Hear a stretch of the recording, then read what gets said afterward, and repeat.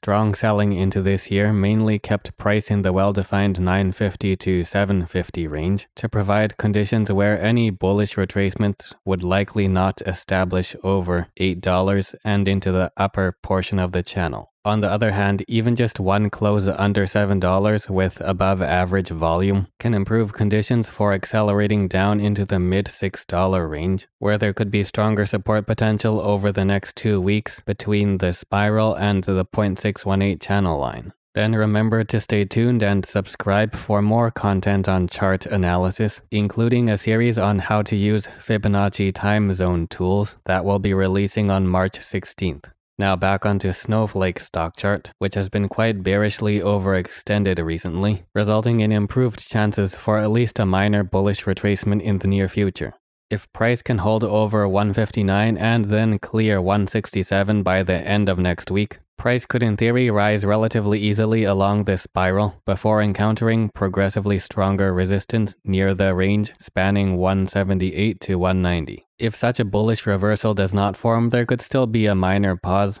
before continuing the drop towards the 140s and the 3.618 channel line, which could potentially provide stronger support if price is in contact with it around early April during the intersection with the next set of time zone lines.